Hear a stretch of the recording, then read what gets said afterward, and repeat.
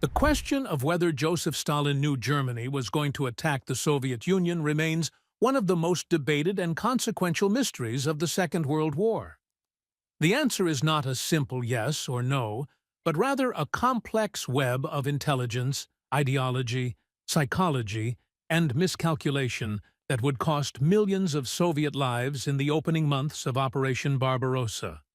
To understand this catastrophic failure of strategic foresight, we must examine the evidence that reached Stalin's desk, the warnings he received, the decisions he made, and the reasons why the most powerful dictator in the Soviet Union chose to ignore what now seems obvious to history. By early 1941, Soviet intelligence agencies were among the most extensive and capable in the world. The NKVD, the GRU military intelligence, and various other organs of the Soviet state had penetrated German military and diplomatic circles at multiple levels. From Berlin to Tokyo, from London to Geneva, Soviet agents were sending back a steady stream of reports about German intentions. These were not vague rumors or speculation. They were detailed, specific warnings that included dates, troop movements, and operational plans. Richard Sorge, perhaps the most successful Soviet spy of the war, was operating in Tokyo as a German journalist with extraordinary access to both the German embassy and Japanese government circles. Throughout the spring of 1941, Sorge sent multiple telegrams to Moscow, warning that Germany would attack the Soviet Union. On May 15th, he reported that the invasion would begin in mid-June. On June 1st, he sent another message stating that war would begin on June the 20th. On June 15th, he provided the exact date, June 22nd. His information was remarkably accurate, coming from sources within the German embassy who had seen actual military directives. Sorge was far from alone. The Rote Kapelle, the Red Orchestra spy network operating across occupied Europe, was sending similar warnings. Agents in Berlin reported massive troop concentrations along the Soviet border. The Soviet military attaché in Berlin, Major General Vasily Tupikov, sent detailed reports about German military preparations. Soviet intelligence received information from the NKVD Residentura in Berlin, from agents in the German High Command, from sources in the Luftwaffe. The British government, having broken German codes through the Ultra program at Bletchley Park, warned Stalin through diplomatic channels that a German attack was imminent. Winston Churchill personally sent a message to Stalin on April 19, 1941, stating that British intelligence had detected German troop movements toward the Soviet border. The American government, through various diplomatic and intelligence channels, passed along similar warnings. Even German soldiers and officers who had been captured or who defected across the border told their Soviet interrogators about the impending invasion. The military evidence was equally compelling. By June 1941, Germany had concentrated between 3.5 and 4 million troops along the Soviet border, organized into 3 massive army groups stretching from the Baltic Sea to the Black Sea. This was the largest military force ever assembled for a single operation in human history. Soviet reconnaissance flights and border guards could see this buildup with their own eyes. German aircraft were conducting reconnaissance missions deep into Soviet territory, photographing military installations, transportation networks, and defensive positions. These violations of Soviet airspace increased dramatically in the spring of 1941, with hundreds of German flights penetrating Soviet borders. Soviet military commanders on the ground, including generals like Georgy Zhukov, who was chief of the General Staff, and Semyon Timoshenko, the People's Commissar for Defense, were acutely aware of the German buildup and repeatedly urged Stalin to authorize defensive preparations. Yet, despite this overwhelming evidence, Stalin refused to believe that Germany would attack. His response to the intelligence reports ranged from dismissive to hostile. He called some of the warnings provocations designed to draw the Soviet Union into a premature conflict with Germany. He accused some intelligence officers of being dupes of British disinformation, believing that Churchill was trying to trick the Soviet Union into fighting Germany while Britain stood aside. When presented with reports from his own agents, Stalin would scrawl angry notes in the margins, calling them lies or provocations. He ordered some intelligence officers who insisted on the accuracy of their reports to be arrested or demoted. The head of military intelligence, General Philip Golikov, learned to present intelligence in ways that would not anger Stalin, emphasizing reports that suggested Germany would not attack and downplaying those that warned of imminent invasion. To understand Stalin's thinking, we must examine the ideological and strategic framework through which he viewed international relations. The Molotov-Ribbentrop Pact, signed on August 23, 1939, was more than a non-aggression treaty. It was, in Stalin's view, a fundamental realignment of European politics that had bought the Soviet Union time to prepare for an eventual conflict with Germany, while also allowing Soviet territorial expansion into Eastern Europe.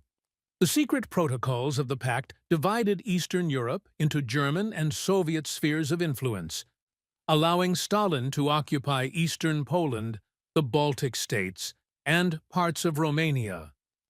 Stalin believed he had outmaneuvered both Germany and the Western powers, gaining territory and strategic depth while keeping the Soviet Union out of the war that was consuming Europe. He was convinced that Germany would not attack the Soviet Union until it had defeated Britain, which he believed would take years. Stalin's analysis was that Hitler, as a rational actor, would never repeat the mistake of Kaiser Wilhelm and fight a two-front war. This assumption was reinforced by Stalin's reading of Mein Kampf and his understanding of Hitler's ideology. While Hitler had indeed written about the need for Lebensraum in the East and had expressed virulent anti-Bolshevik views, Stalin believed that strategic necessity would override ideology. Germany was still fighting Britain.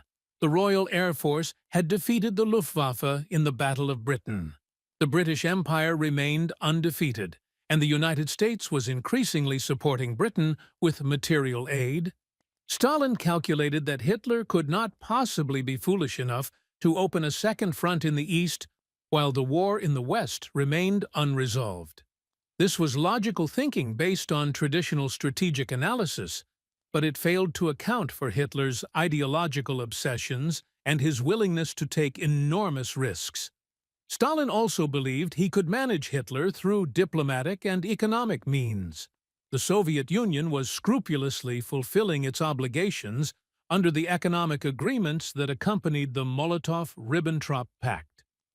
Soviet trains were delivering massive quantities of grain, oil, manganese, and other strategic materials to Germany right up until the morning of June 22, 1941. Stalin ordered that these shipments continue without interruption, believing they would demonstrate Soviet goodwill and make Germany economically dependent on Soviet resources. He thought that, as long as Germany needed Soviet oil and grain, Hitler would not risk war. This was another miscalculation. The German military had stockpiled enough Soviet resources to launch the invasion, and Hitler believed that a quick victory would give Germany access to all of Ukraine's agricultural wealth and the Caucasus oil fields. The psychological dimension of Stalin's miscalculation cannot be ignored. By 1941, Stalin had been the absolute ruler of the Soviet Union for over a decade.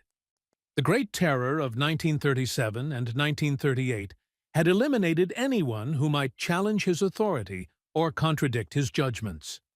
The officer corps of the Red Army had been devastated by the purges, with tens of thousands of experienced commanders arrested and executed on charges of treason and conspiracy. This created an atmosphere in which subordinates were terrified to bring bad news or to insist on interpretations that contradicted Stalin's own views. Stalin had come to trust his own judgment above all others, and his judgment told him that war with Germany was not imminent. When reality contradicted his analysis, he chose to reject reality rather than revise his thinking. There is also evidence that Stalin feared provoking Germany into an attack. He was desperate to avoid giving Hitler any pretext for war, believing that if he could delay a conflict, even by months, it would give the Red Army more time to complete its rearmament and reorganization. The Soviet military was in the midst of a massive expansion and modernization program. New tanks like the T-34 and KV-1 were just entering production and were superior to most German armor, but they were not yet available in sufficient numbers. New aircraft designs were being developed, but the Soviet Air Force was still largely equipped with obsolete models. The officer corps was still recovering from the purges, with inexperienced commanders filling positions that required years of training. Stalin knew the Red Army was not ready for war, and he convinced himself that he could delay the inevitable confrontation until Soviet military preparations were complete. This led to a paradoxical situation where Stalin refused to authorize defensive measures that might have blunted the German attack, fearing that such measures would be seen as provocative. The consequences of this miscalculation were catastrophic. When German forces crossed the Soviet border at 03:15 on the morning of June 22, 1941, they achieved almost complete tactical and operational surprise. Soviet forces were not on alert. Aircraft were parked in neat rows on airfields, making them easy targets for German bombers. Ammunition was stored in central depots rather than distributed to frontline units. Communication lines were not prepared for combat conditions. Many Soviet commanders were away from their posts, attending meetings or on leave. The German onslaught was devastating. In the first day of the invasion, the Luftwaffe destroyed approximately 1,200 Soviet aircraft, most of them on the ground. Entire Soviet armies were encircled and destroyed in the opening weeks of the campaign. By December 1941, Germany had advanced hundreds of miles into Soviet territory, captured millions of Soviet prisoners, and stood at the gates of Moscow and Leningrad. Even after the invasion began, Stalin initially refused to believe it was a full-scale war. In the first hours after German forces crossed the border, he believed it might be a provocation by rogue German generals acting without Hitler's authorization. He ordered Soviet forces not to cross the border into German-held territory and not to respond to German attacks with full force, still hoping to avoid escalating the conflict. It took several hours for Stalin to accept that this was indeed the invasion his intelligence services had been warning him about. The psychological shock was severe. For several days, Stalin was reportedly in a state of near collapse, unable to function or make decisions. It was only after a delegation of Politburo members visited him at his dacha and urged him to take command that he returned to active leadership. The human cost of Stalin's miscalculation is almost impossible to comprehend. In the first 6 months of the war, the Soviet Union suffered approximately 4 million military casualties, including killed, wounded, and captured.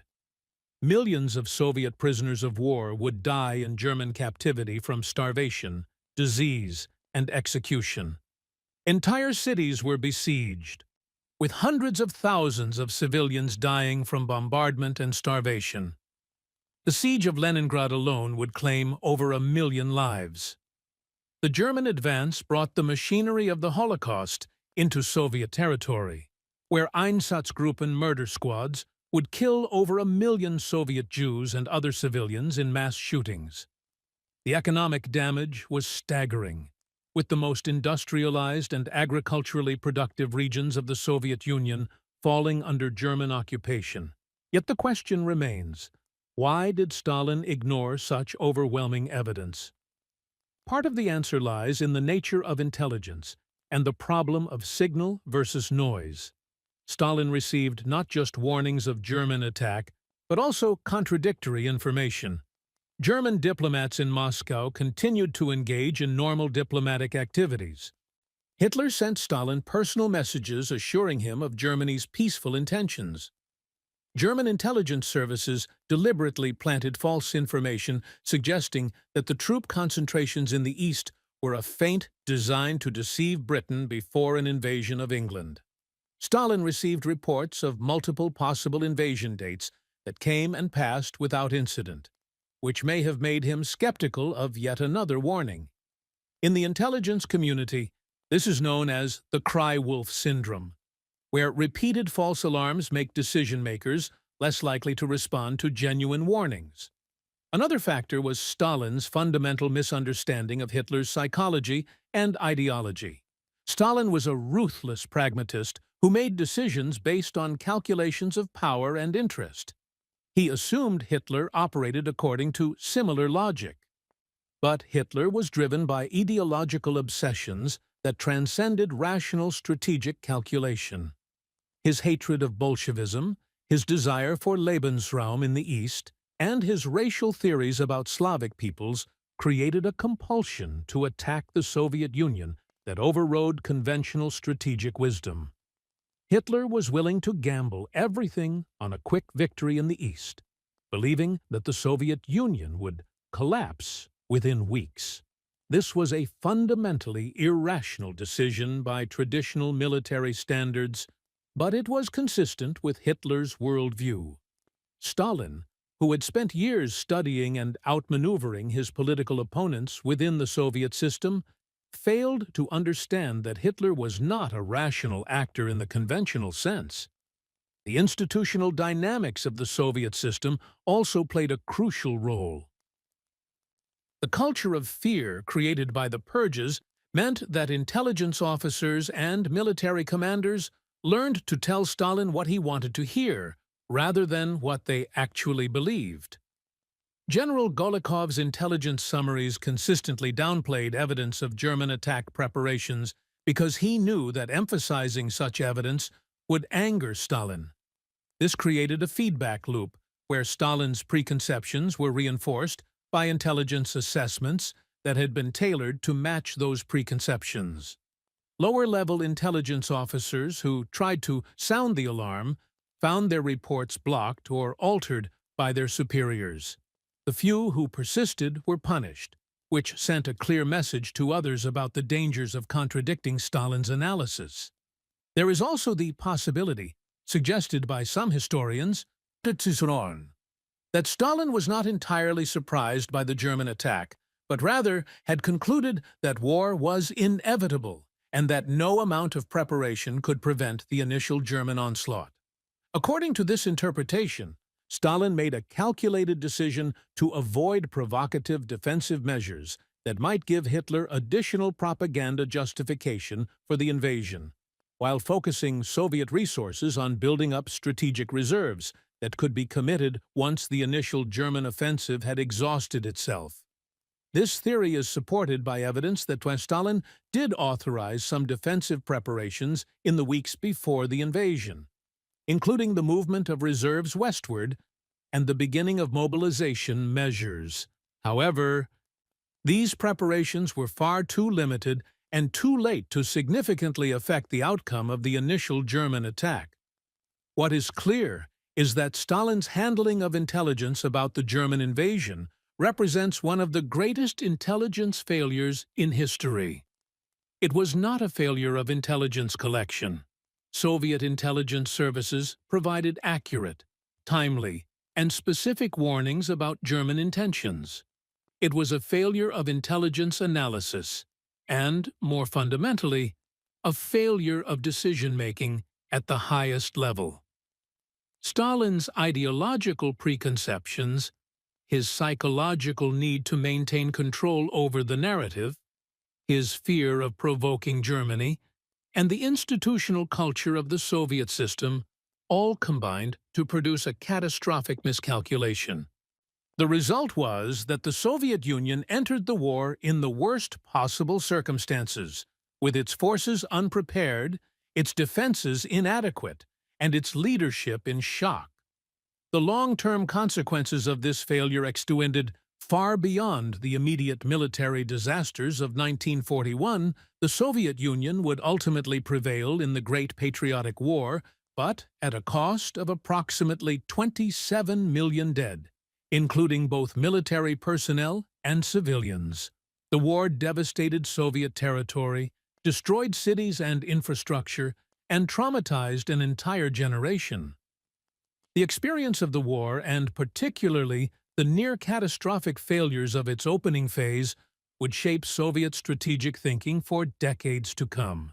The Soviet obsession with strategic depth, the massive investment in military forces, the emphasis on defensive preparations, and the paranoia about surprise attack that characterized Soviet policy throughout the Cold War all had their roots in the trauma of June 1941.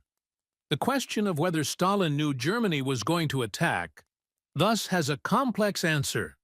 He knew in the sense that he had access to overwhelming evidence that an attack was imminent. Multiple intelligence sources from multiple countries, using multiple methods, all pointed to the same conclusion. The information was specific, detailed, and accurate. But Stalin chose not to believe this evidence because it contradicted his strategic assumptions, his ideological framework, and his psychological need to maintain control.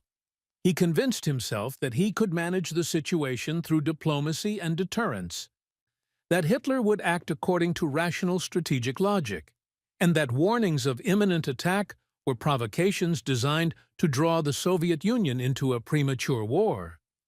This was not ignorance, but rather a willful rejection of reality in favor of a preferred narrative. It was a failure not of information, but of wisdom, not of intelligence, but of judgment. The lessons of this historical episode remain relevant today.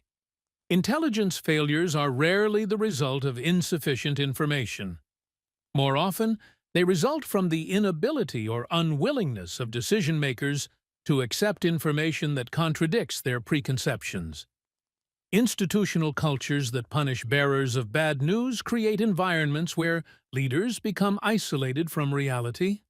Ideological certainty can blind even the most intelligent leaders to obvious threats. The assumption that adversaries will act according to rational calculations can be dangerously misleading when those adversaries are driven by ideology or psychological compulsions.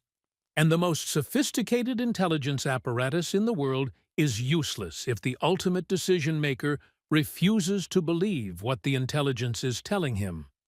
Stalin knew, but he chose not to know. And that choice changed the course of history and cost millions of lives. The tragedy of June 1941 was not that the Soviet Union lacked warning, but that it had too much warning and not enough wisdom to act on it.